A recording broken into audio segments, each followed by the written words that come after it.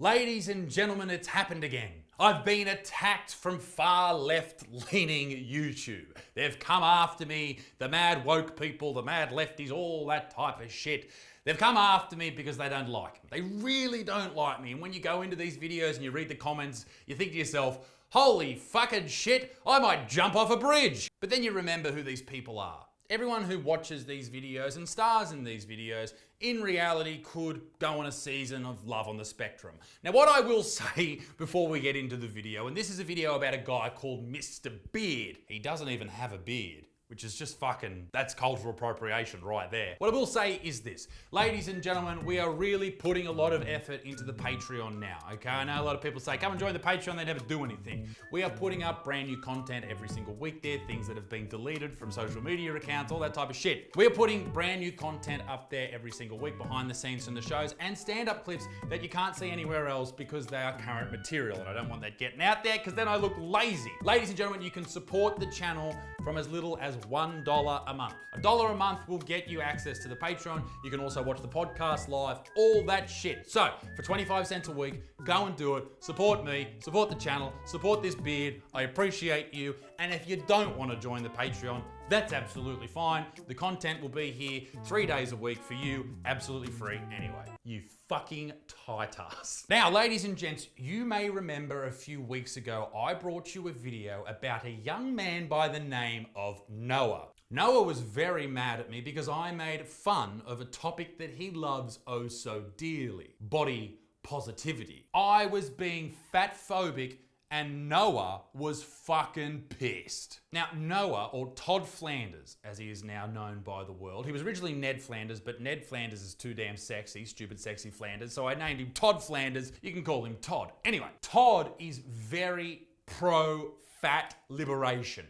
Whatever the fuck that means. He wants to liberate the fat people. Okay. I don't know if you break them out of concentration camps or all you can eat buffets. He fights tooth and nail to stop the fat ladies from being ridiculed worldwide. And obviously you shouldn't be ridiculed for just being fat, but they are being ridiculed because of the messages they are spreading. All right? Shit like extremely obese people are super attractive and if you're like that, you should just remain like that and never try to change yourself. All that Tess Holiday shit, all that garbage is fucking Todd Flanders' MO. That's his thing. Well, today, I have someone even better. And following the Simpsons theme, may I introduce you to Ralph Wiggum. This cretin is known as Mr. Beard. And he made a video about me called Australia's Dumbest Comedian. Fuck you. That's quite hurtful. But let's sit down and watch it as a family. I thought it would be great to make a commentary video on another Australian. And who better than the edgy comedian. Edgy? Really?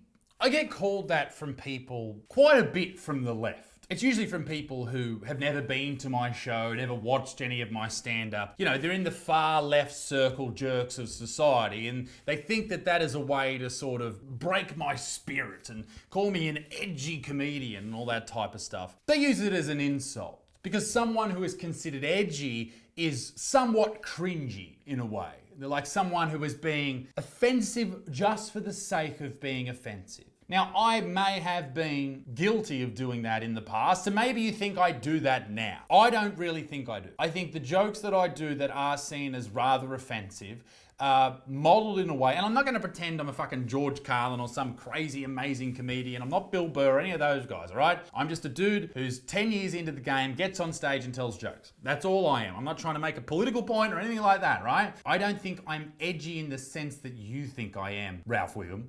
I think I am just a comic who won't hold back from the jokes that he thinks is funny. I want to go out and sell out shows, which I do. Shut the fuck up, Ralph Wiggum. In America, we would pronounce his name Isaac, but in Australia, it's pronounced Isaac, like a sack of eyes. Spot on. Thank you. Thank you for finally pointing that out. My American people who watch this channel, take note. It's Isaac. All right, Isaac. Isaac, more of an I, letter I, and then Z-A-C. Isaac. It's definitely not Isaac. All right? You fucking lunatics. Now, it might be stupid for me to be making a video criticizing Isaac. He is one of the most famous comedians in Australia. Stop it. You're making me blush, Ralph Wiggum. My God. But I tell you what, as a part of my welcome to country, I will say to you the most Australian thing possible that is absolutely warranted here from me to you. Go and get fucked, you fucking. Now, my personal opinion is that Isaac is a transphobic, fatphobic misogynist, but I don't want this to be my main focus because he clearly gets turned on when people call him these things. Turned on, you reckon? Yeah, nothing gets me stiffer than seeing people call me a racist misogynist. Nothing gets me harder than getting called an Islamophobic piece of shit. All of those terms mean nothing. Nothing I have ever said on this channel wasn't based in fact. Maybe something I've said. I have made 3 videos for 4 fucking years. But particularly when I'm calling a spade and relying on technical knowledge or scientific knowledge, and then you call me a racist or a misogynist or a sexist based on that, I mean, if I've got science at my side, what the fuck are you talking about? Nothing makes edgy comedians jizz in their pants faster than being called a bigot, because it fuels their victim narrative that the woke mob is trying to cancel me. So go subscribe to my shitty podcast, Cancel Me Now. Hey. You say what you want about me. You talk as much shit about me as you want. But I'll tell you what, you will not talk negatively about Australia's #1 podcast and Zimbabwe's 214th most popular podcast, all right? Get it to #1 on Zimbabwe today on Spotify now. Basically, the only comedian who has ever actually been fully canceled is Bill Cosby. Now, Mr. Beard here, or Ralph Wiggum as we call him, goes on to explain that I've never actually been cancelled. I just use it as a marketing tactic. To that I say, yeah, duh, of course. Nothing pushes views, nothing pushes tickets like getting cancelled. People want to be a part of it. They're interested. They want to know why this guy has been cancelled. Has he been cancelled for a genuine reason, or is he just a comedian telling jokes on stage that definitely doesn't deserve it? But what the boy with the radio announcer's fake voice won't tell you is it does have real life repercussions. Sure, the death threats aren't wonderful. I have been told so many times that I'm going to be killed, or they're going to rape someone in my family, skin my dogs. After the Christchurch massacre joke went viral, when they were saying that was too soon, even though I did it 2 weeks after it happened, I received 67,000 DMs, message requests on Instagram. That's a lot. And what's worse than all that, because I'm used to that type of shit, what's worse than that is when sponsors pull out. It really does have a financial effect on this channel. I've got people that rely on me for work. I have an editor, I have a guy that does my thumbnails, the people who make the merch, all that type of stuff, the guys who sell the tickets, all that shit, they depend on me for income, to feed their families, feed their dogs, all that shit. So when people come for the sponsors of my show or my channel, whatever you want to call it, and then the sponsors have to make this big announcement like, well, we cannot stand by Mr. Butterfield. Do you know what happens? I lose out on cash for like 2-3 months, and then the sponsors come back. So yeah, it has real life repercussions, but they always come back. But in a world where, you know, Chris Rock gets attacked by Will Smith, Dave Chappelle gets tackled on stage, comedians who have their reputation smeared because they are, whatever pejorative term you want to use, whatever label you want to put on them, make them, turn them into a horrible person, you increase the likelihood of that person being attacked, right? That's what you do. So yeah, cheers, Ralphie boy. Thanks for fucking putting me on a pedestal to be, I don't know, attacked at a comedy show. But if you're gonna do that, fucking bring it on. I'll fuck you up. The only way that Isaac is being canceled is by his audience slowly losing interest in his content, causing him to get 1/10 of the views that he used to. Sure, fair point. Fair point. Ralphie's not missing the mark there. The views are down on this channel. So thank you for watching.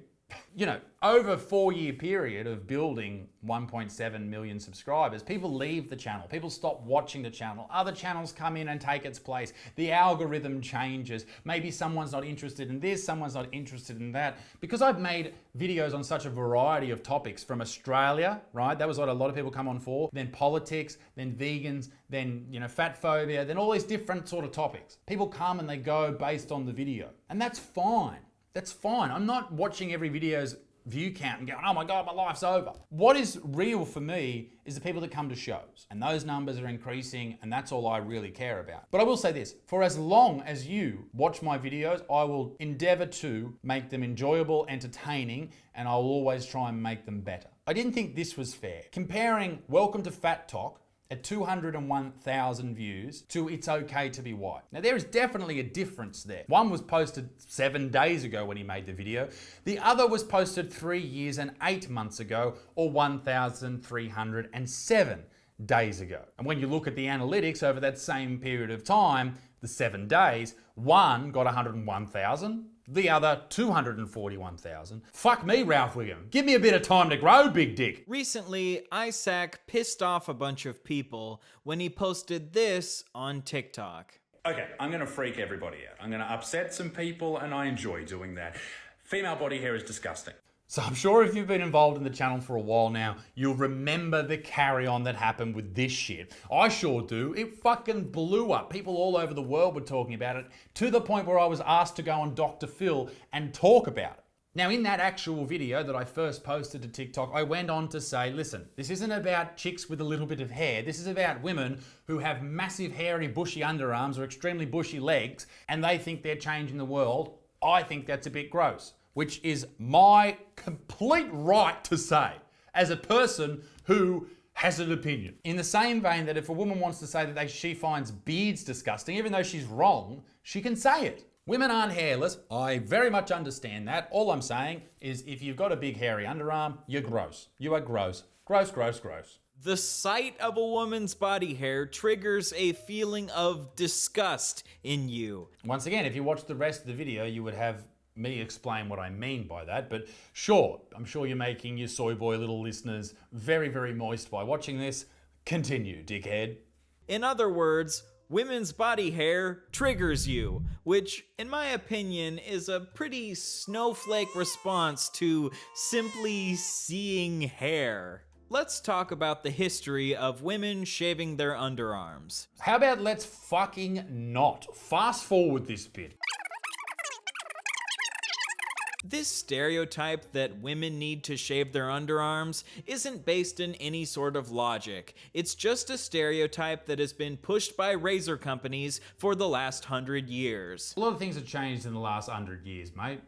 For example, have you noticed people have been bathing more than once a week? But here's what I've really learned about all of this, particularly men like Ralph Wiggum here, who pretend to like hairy underarmed women. They will do absolutely anything to appear as an ally. I assume he smells these pits. I don't know what they do with it. Anything to get pussy, hey little Ralph. They want to appear like an ally so they don't appear like a threat so women will date them. I find it confusing that dudes like this think they're being brave by stating an opinion that's already the social norm. I don't think I'm brave, but oh, thank you. Like, yeah, most people find women's body hair disgusting. Wow, that's sexist, you pig. Continue. Because we've all been manipulated by razor companies into thinking it's disgusting. These companies need us to think it's disgusting so they can keep selling razors. You're not brave for sharing this opinion. You're just being a shill for Gillette. That's it. The jig's up, ladies and gentlemen. He got me. All this time I've been working for Gillette. Gillette, the best a man can get. Use the promo code fucking Jesus Christ. Her pits are hairy. Don't you love them? Down in the description below. And you can get up to 5% off. Wow.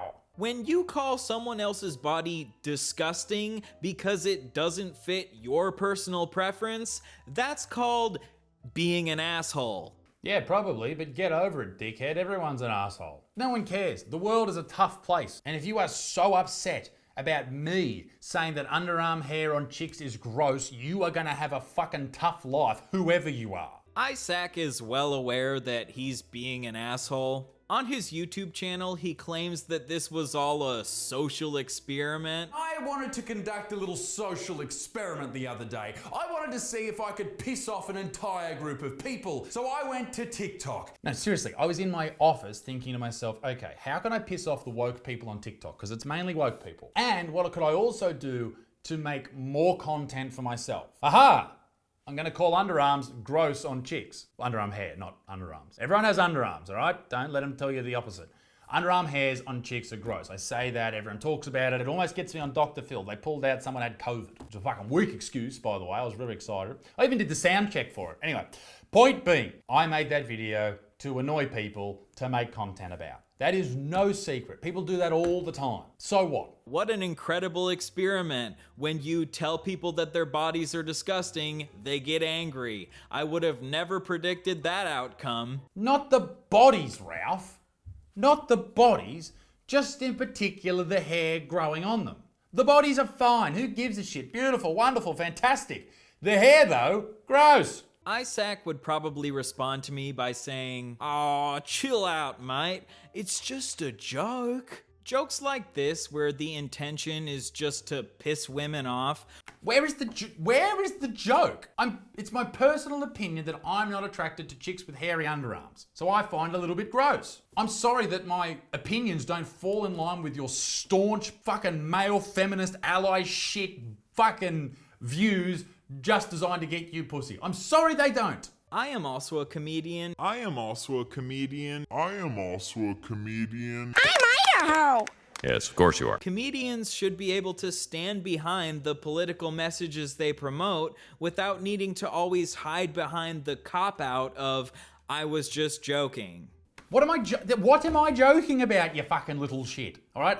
I have opinions in videos, and some are political, some are just social, whatever. And then there's others that are jokes, but you can tell the difference if you're not a fucking idiot. Like if I say something and I'm in a serious tone of voice, that's probably a serious thing. If I say something and then I go, at the end of it, it's probably a joke. If you can't work that out, what I'm really saying and I genuinely believe, and what I don't, you're a fucking idiot. This is a long video, and I'm sorry, but this motherfucker did a 31-minute video just shitting on me, and it continues to get better, so continue with me. After receiving a ton of backlash, Isaac posted a response video on YouTube, which, in my opinion, was some pussy shit. I won't be told what is pussy shit and what is not pussy shit by you. You are the personification of pussy shit. I'm not talking about, like, you know, a couple of days of growth of hair. Who gives a shit, right? Everyone's got hair. I'm talking about the chicks that have the big hairy bushes and think they're changing the world. They're the chicks I'm talking about. The ones that think they're defeating the patriarchy by growing fucking moss under their arms. No one gives a shit, love. You're not achieving shit. Isaac will regularly make very inflammatory statements. Female body hair is disgusting. But then once he gets backlash, he'll walk the statement back to make himself seem more reasonable. Okay, sure, maybe I've done that in the past. Who hasn't? But in this case, you're dead wrong. If you just showed the rest of that clip that you just played, you would see that I actually say in that video, I'm not talking about just a little bit of hair, I'm talking about big bush. But you didn't do that. You just sat there and lied to your audience to make someone else look bad. Cool. Good one, mate. Killing it. Let's look at his recent video, 10 Reasons Woke Women Hate Men. This video is the type of video that would have probably gotten Isaac over 1 million views back in 2016, but thankfully, it seems like a lot of the internet has moved on from watching these types of fear-mongering videos about woke women. I disagree.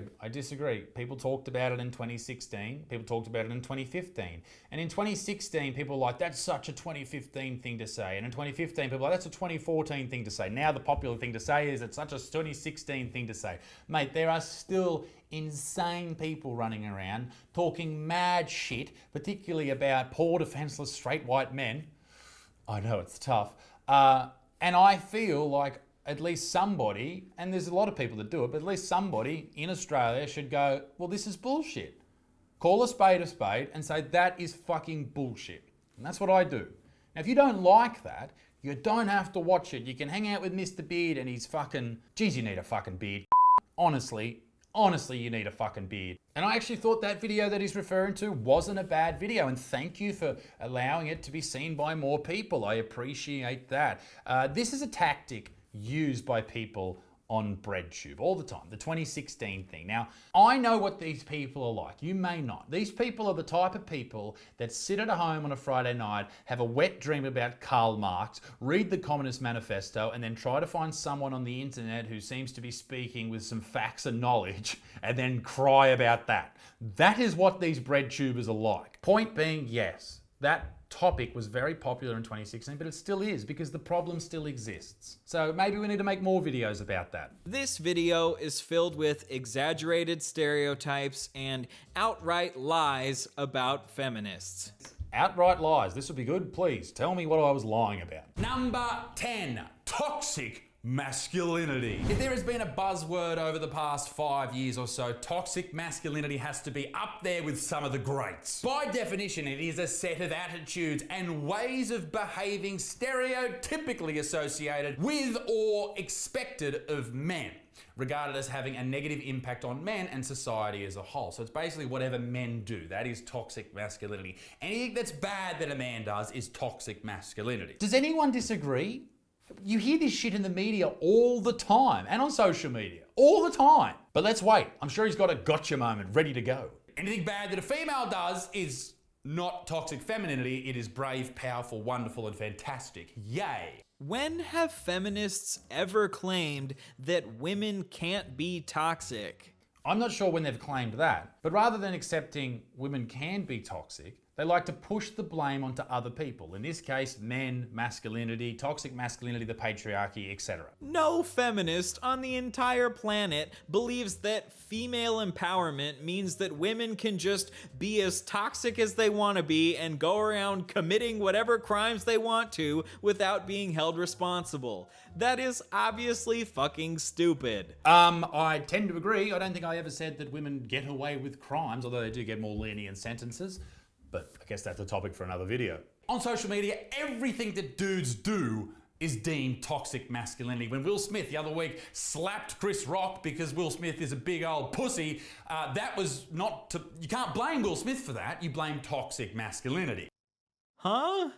No one is blaming toxic masculinity. They're blaming Will Smith for exhibiting toxic masculinity. That's the same thing, dickhead. It's not toxic masculinity's fault. It's because he has toxic masculinity. You got me. That's like saying that Auntie Cheryl, who just died of COVID, it's not COVID's fault. It's her fault for exhibiting COVID. Fuck you, Auntie Cheryl. What Ralph is doing is he's playing word games. He tries to confuse people and tries to sound intellectual by doing so. This is one of their main tactics, is to sound more intelligent than who they're talking down to. And just so happens in my video, every second word's fucked, so it's not hard. If someone commits murder, we don't blame murder, we blame the person for committing murder. What the fuck are you talking about? Yeah, good one. So I assume you're pro-guns then? Maybe we shouldn't blame all men for this. Maybe we should blame the rotten eggs that are the ones that are living their lives like this. No one is blaming all men. Bullshit. Bull fucking shit, you disingenuous little. How can you just lie? You smug little fucking head. How can you just lie about shit like that? And then because you're pretending to be this all-powerful pseudo-intellectual, you expect everyone to believe you. Fucking suck me off, mate. It is so well known that everyone blames men that when you say not all men, you are criticized.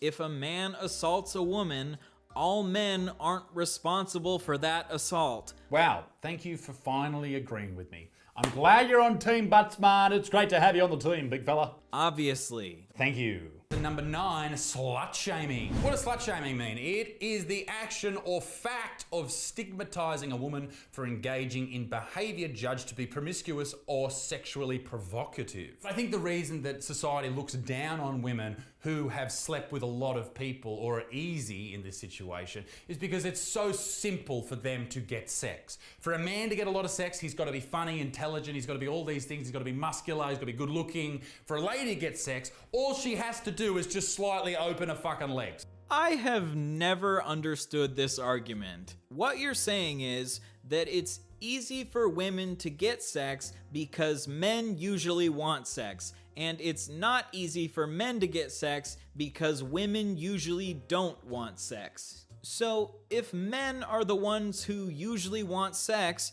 then what you're saying is, by default, men are sluts. Yes. Yes. Yes, yes, yes. That's exactly what we're saying. We are big dirty sluts. Well, at least in our minds. See, we want sex all the time, but we can't get it all the time. Like if you achieve something really hard in life, people look at you and go, wow, that's so great, well done. But if you achieve something that's really easily achievable all the time, say putting your shoes on every day, the first time you do it, wow, well done, how good are you? The 100th time, no one gives a fuck anymore. No one cares anymore because you do it all the time and it's easy. As a society, we seem to look down on people who take the path of least resistance. And to get fucked by 1,000 guys is the path of least resistance. And if women usually don't want sex, then by default, women aren't sluts. But you're saying it makes sense to shame a woman when she decides to want sex as much as men want sex? So if we should shame women for wanting sex as much as men do, then why aren't we also shaming the men for wanting sex? You're a massive slut because you want sex as much as men do, and that is not okay. I'm so confused. What I'm saying here is, okay, and stick with me, it's easier for women to have sex, therefore it's abundant. For men, they want it all the time, but they can't get it. It's not so abundant. I'll change it, okay? This is a direct question to you, Mr. Ralph Wiggumbeard. How many men could one woman sleep with in a week before you think it's gross? Is it 1? Not really. 2?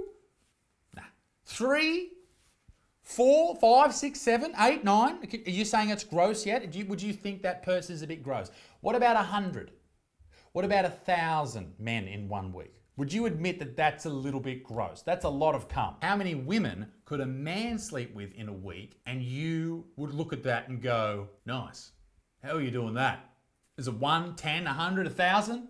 If a man's rooting 1,000 women a week, you wouldn't be thinking gross. Like you might think a little bit gross. It is a little bit gross. You'd probably look at him and go, how the fuck are you doing that? Can you teach me the tools of the trade, sir? Woke women believe that all men are dangerous. I've already touched on this already in this video, but I feel it is important to really highlight it. A generation of young women between the ages of 14 to 30, maybe even a little bit older, are learning that not only are men dangerous, that they should be scared of them at all times and avoid them at all costs. The vast majority of women don't actually believe that all men are dangerous. When they say this, they are exaggerating.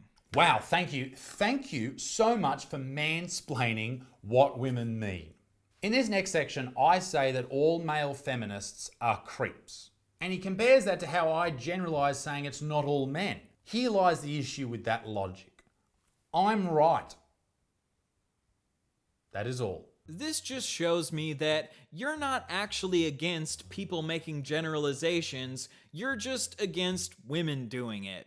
Okay, fair enough. You got me. A male feminist is just any man who believes that men and women should be equal. But that would mean that most people, most men, are male feminists. Who the fuck believes that men and women aren't equal? Who? Like, sure, there's some people, but they're fucking horrible pieces of shit, right? It just so happens that feminists, like proper, full-on feminists, I'm not talking about old school feminism, I'm talking about the fourth wave, fifth wave, whatever, and the male feminists all seem to have the same opinions. That it's not so much about people being equal, it's about pushing women forward, only blaming men, and saying that everything to do with males is evil. Many years ago, just to treat others with respect was the main goal. But now they've moved the goalposts so many times, it no longer means that. Now for you to be considered a feminist or a male feminist, you have to scream from the rooftops how bad men are, you have to absolutely portray them as the enemy, and you have to show that you are an ally, that you are helping the cause. I am very left-wing and what you would probably consider woke, but I am nothing like the extreme straw man that you have created of what woke feminists are like. And I am willing to bet that the vast, vast majority of feminists would agree with everything I have said. Well, let's not generalize, mate. But they probably will, and they probably will agree with everything you've said because you are reading from their fucking cliff notes, mate. It's all the same talking points, it's all the same doctrine. You're not allowed to misstep, otherwise you will be cast away and never seen or heard from again. It's like a religion. There's very little difference between your thoughts and beliefs ever. There is to be no change. There is to be no divergence. I mean, that, my little friend, that is a woeful way to live your life. You do not have the ability to think critically. You don't. Thinking critically is shameful in your world.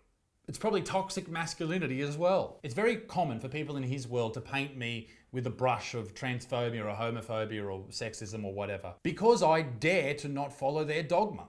That is it. That is literally why they do it. These people are so terrified of challenging their own belief system. They are terrified of it. And they will base their life and their career on going on the defensive with anyone who dares to question it. That is what has happened with this little dude and why he made a 31 fucking minute video about me. Therefore, I have to make a longer fucking video so I can watch the whole fucking thing. And it's painful for everybody. Let's look at a few more examples of Isaac blatantly contradicting himself. Isaac has a long-running beef with the leftist streamer Vosh that started because Vosh made a joke that Isaac is a child groomer. Tick tock. All right, can we just agree that anyone who talks like this is probably a groomer? This groomer, I'm fair saying it, yeah. This guy probably like fucks kids. Isaac was not very happy about this.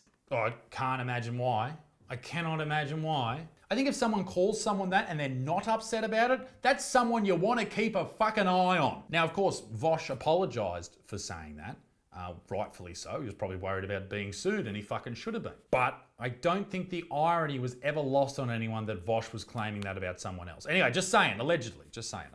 But let's see where Chief Wiggum's son's going with this. After this, there was a controversy where Vosh got into an argument on Twitter with J.K. Rowling, where Vosh made a misogynistic joke in response to J.K. being transphobic. He said this to J.K. Rowling after she made a statement about trans people. He tells her and women to be quiet. I genuinely didn't see that it was a joke. I didn't know. I thought he was just being serious.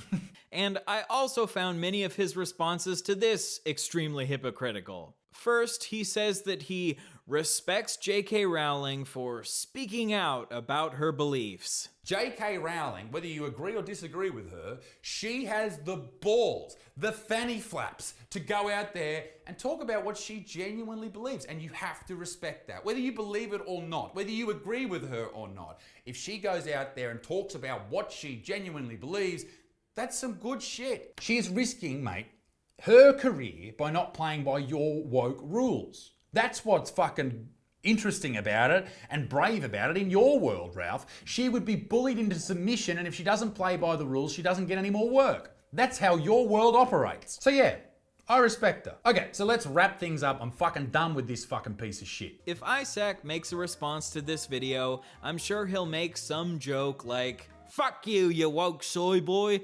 I can tell that you've been drinking too much soy milk because you're growing your own milkers. You better be careful. If those milkers grow too big, you might turn into a woman."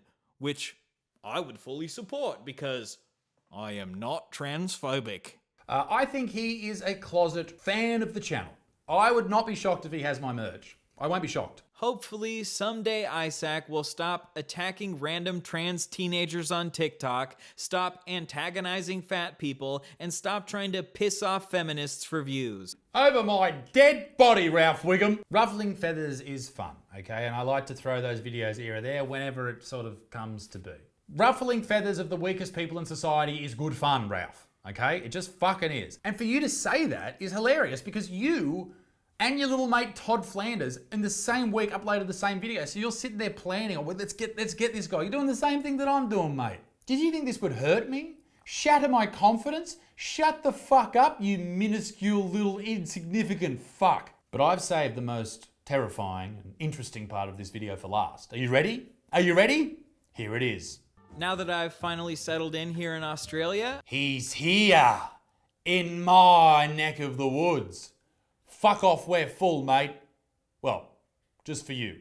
Everybody else is welcome. You Not so much. Ladies and gentlemen, hope you enjoyed the video. Be a good motherfucker. Peace in the Middle East. Me dick sticks. Toodaloo blah. Bye-bye. Ladies and gentlemen, thanks for watching the video. Your support means absolutely everything. If you haven't subscribed, do it right now. You keep me dogs fed, and I love you. Now, ladies and gentlemen, if you didn't know, there's 3 new videos on this channel every week, and if you want more, you can head over to Little Butts Man, which is the 2nd channel. Ladies and gentlemen, there is more. What about the podcast each and every week? It's available on Spotify and YouTube as well, and I'm also on tour right now around the country doing my show, Cancel Me Now. Stand-up comedy is back, ladies and gentlemen, and please, for Christ's sake, follow me on Instagram. I'm very lonely. Love ya. Bye.